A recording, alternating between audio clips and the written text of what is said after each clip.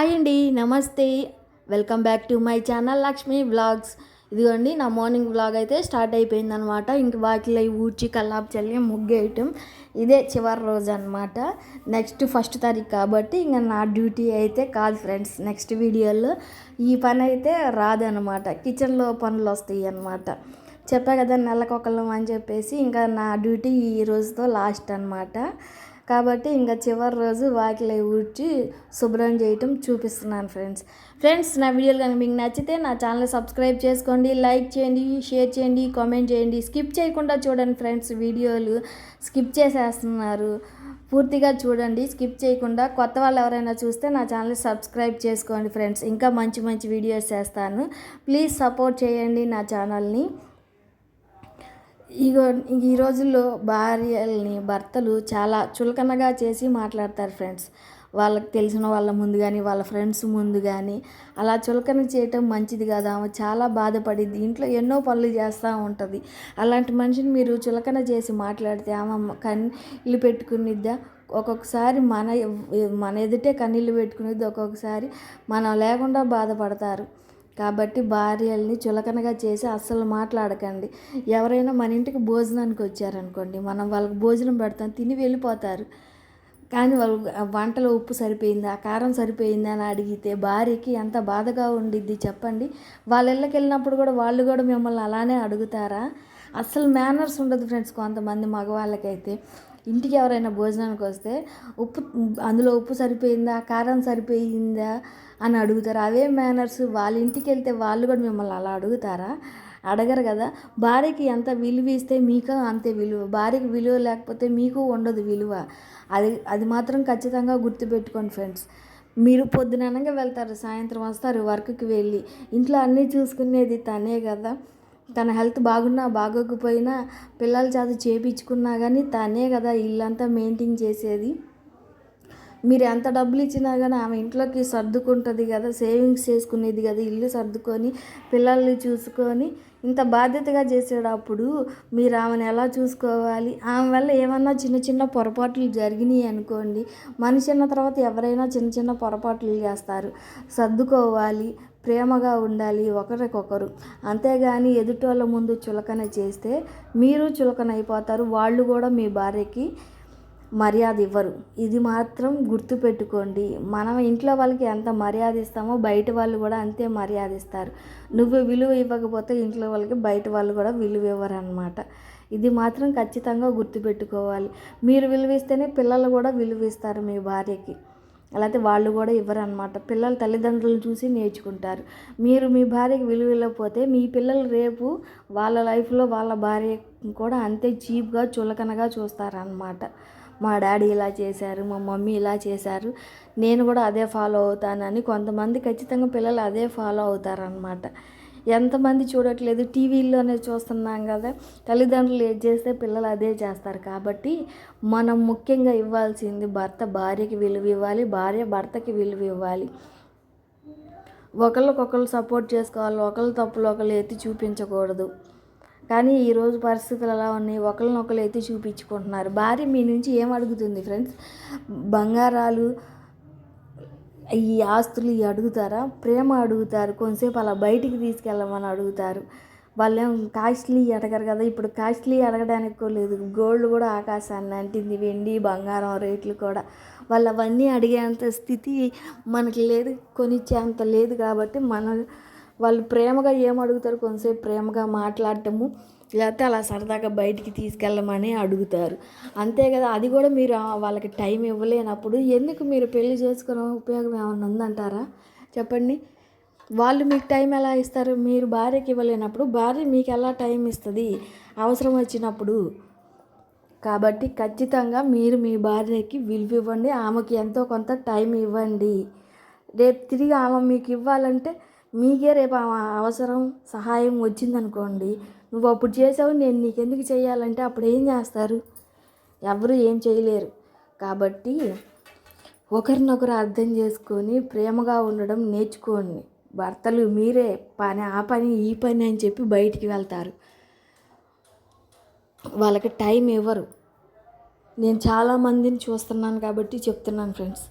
సాయంత్రం ఒక గంట మీకు టైం ఉండదా వైఫ్కి ఇవ్వటానికి? అంతసేపు టైం లేనంతసేపు ఏం చేస్తారు మీరు చెప్పండి? రాత్రులు 8, 9 దాకా కూడా మీకు వర్క్ ఉండిద్దా?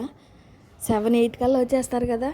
8 నుంచి 9 దాకా ఒక అరగంట లోపు ఒక అరగంట టైం ఇవ్వలేరు ఆమెకి బయటికి తీసుకెళ్ళటానికి కానీ, ఆమెకు ప్రేమగా ఏమన్నా కొనివ్వడానికి కానీ? రేపు నీకే అత్యవసర పరిస్థితుల్లో ఆమె అవసరం వచ్చింది, రేపు ఆమె ఇవ్వగలదా మీకు అదే టైము? ఏదైనా మనం గుర్తుపెట్టుకోవాలి ఫ్రెండ్స్, ఫ్యూచర్లో ఒకళ్ళ అవసరం ఒకరికి ఉండిద్ది. అవసరం రాదు అని అనుకోవద్దు, ఖచ్చితంగా అవసరం అనేది వస్తుంది. భర్తకి భార్య అవసరం, భార్యకి భర్త అవసరం ఉండిద్ది. కాబట్టి టైం ఇవ్వాలి, ప్రేమగా చూసుకోవాలి. రోజు అప్పుడప్పుడు ఆమెకి మల్లెపూలు కూడా తెచ్చివ్వండి ఫ్రెండ్స్. భార్య ప్రేమ పొందాలంటే తప్పదు కదా. కాబట్టి తప్పకుండా భార్యని ప్రేమగా చూసుకొని, ఇంట్లో ఎన్ని బాధ్యతలు చూసుకుంటుంది. మీరు పనికి వెళ్ళొచ్చి డబ్బులు ఇస్తారు, ఆమె కదా ఇంటి సరుకులన్నీ తెచ్చుకునేది. ఆమె తెచ్చుకోకపోయినా పిల్లల చేత అయినా తెప్పించుకునేది కదా. ఇంటి సరుకులన్నీ తెచ్చుకోవాలి, ఇల్లు చూసుకోవాలి, పిల్లల్ని చూసుకోవాలి, ఏమైపోతే అవి తెచ్చుకోవాలా, ఇల్లు శుభ్రం చేసుకోవాలి. ఎన్ని పనులు ఉంటాయి చెప్పండి. ఆమెను తక్కువ అంచనా వేయమాకండి. ఆడవాళ్ళు మన దేశాన్నే పరిపాలించారు. జయలలిత గారు చూశారు కదా, మన దేశాన్నే పరిపాలించారు సీఎం అయ్యి. ఆడవాళ్ళు ఎంత బలవంతులో ఎంత తెలివైన వాళ్ళో అర్థం చేసుకోండి. ఈరోజు టిఫిన్ అయితే ఇడ్లీ వేశాను ఫ్రెండ్స్. ఇంకోండి ఇడ్లీ అయితే ఉడికినాయి. ఇంకా ఇడ్లీ మీద నెయ్యి కారపొడి వేసి ఇచ్చాను అనమాట మా అబ్బాయికి. ఈ ఎండాకాలం కదా ఫ్రెండ్స్, పాపం ఈ చెమటలు అయిపోసి డిహైడ్రేషన్ అయ్యి కొంచెం వీక్ అవుతారు పిల్లలు. అందుకని చెప్పేసి ఇంకా బలం అయినవి పెట్టాలి కదా, అందుకని ఇడ్లీ నెయ్యి వేసి ఇచ్చాను అనమాట. ఇవ్వండి అన్నం అయితే వండాను. ఇంకా వంకాయ కర్రీ అయితే చేశాను ఫ్రెండ్స్. ఒక పూటకే చేశాను, అది కూడా 1/2 kg తీసుకొని చేశాను. చాలా రోజులు అయింది, కొంచెం హెల్త్ ప్రాబ్లమ్స్ వల్ల ఈ వంకాయ గోంగూర ఇవి తినట్లేదు. చాలా రోజులు ఇంకా తినాలనిపించి ఇంకా వంకాయ ఫ్రై అయితే చేశాను ఫ్రెండ్స్.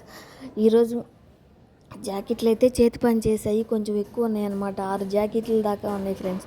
ఫస్ట్ 3 ఇచ్చారు మైలుగల్లామా, తర్వాత మళ్ళీ ఇంకో 3 ఇచ్చారు. ఈ రోజంతా నాకు ఇవి చేయటమే సరిపోయినాయి అనమాట. సాయంత్రం దాకా 6 జాకెట్లు ఇంక చేతి పని చేసి ఉక్సులు కాజాలు వేయటం ఇదే సరిపోయింది నాకు. వంట చేసి బట్టలు ఉతికేసి ఇవన్నీ ఇంకా మా అబ్బాయి అయితే నిన్న ఉతికిన బట్టలు ఉంటాయి కదా, అవి మడతలు అయితే వేస్తున్నాడు అనమాట.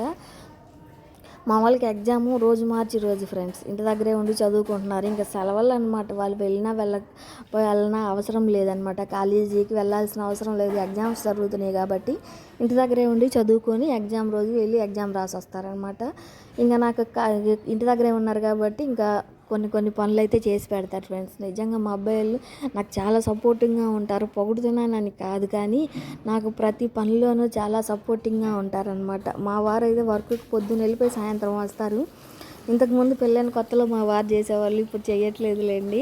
ఇంకా మా పిల్లలు అయితే చేస్తున్నారనమాట. నాకు ఏదో ఒక పని చేసి పెడతానే ఉంటారు. బట్టలు మడతేయటం, మంచినీళ్ళు తీసుకురావటము, ఇలాగా ఏదో ఒకటి బెడ్ మీద పక్క దుప్పట్లు సరి చేయటము, వాటర్ బాటిల్స్కి నీళ్ళు పోసి పెట్టటము, ఇలాగ సంథింగ్ ఏదో ఒకటి హెల్ప్ చేస్తూనే ఉంటారనమాట నాకు. ఇంకా మధ్యలో టీవీ చూస్తారు, చదువుకుంటారు. ఇంకా అచ్చంగా పొద్దున్నుంచి సాయంత్రం కూర్చొని చదువుకోవాలంటే వాళ్ళకి విసిగే కదా. మధ్యలో ఏదో ఒక పని చేసి పెడతారు, చదువుకుంటూ ఉంటారనమాట ఫ్రీ టైంలో. అచ్చంగా ఎక్కువసేపు చదువుతూ కూర్చోలేరు ఫ్రెండ్స్ ఈ రోజుల్లో పిల్లలు మాత్రం. మధ్యలో ఇంకేదో ఒకటి చేస్తూ ఉంటారనమాట, కుదురుగా ఉండలేరు కదా పిల్లలు. ఇదిగోండి ఇంకా సాయంత్రం అయితే మామిడికాయ పులిహోర అయితే చేశాను. షార్ట్ వీడియోలో పెట్టాను ఫ్రెండ్స్, చూడండి. తెలియని వాళ్ళు ఎలా చేసుకోవాలో అనేది. మామిడికాయ పులిహోర చాలా అంటే చాలా బాగుంది ఫ్రెండ్స్. ఇంకా నైట్ ఇదేనమాట. ఇంకా జాకెట్లు కుట్టి లేట్ అయిపోయింది. ఇంకా అంట్లో కడిగేసేసి ఇంకా మామిడికాయ పులిహోర చేశాను. మా వారేమో నాకు పప్పు తెప్పించి అన్నారు. మామిడికాయ పులిహోర ఎక్కువ తింటే గ్యాస్ వస్తుంది, అందులో తన గ్యాస్ ప్రాబ్లం ఉంది, గ్యాస్ వస్తుంది నాకు, అందుకని చెప్పి పప్పు తెప్పించారు. పప్పు అయినా గ్యాసే కదా, పులిహోరలో పప్పు వేసుకొని తిన్నారనమాట మా వారు. ఆ కొనుక్కొచ్చింది అసలు ఏం బాగలేదు, చప్పగా ఉంది, ఉప్పు కారం ఏమీ లేవు. అయినా కానీ ఇంక ఎలాగోలా అడ్జస్ట్ చేసుకొని పప్పు వేసుకొని తిన్నారనమాట. మేమేమో ఆ పులిహోర తిన్నామన్నమాట. టేస్ట్ అయితే చాలా బాగా వచ్చింది ఫ్రెండ్స్, పుల్ల పుల్లగా. ఇంతే ఫ్రెండ్స్ ఈరోజు వీడియో. బాయ్.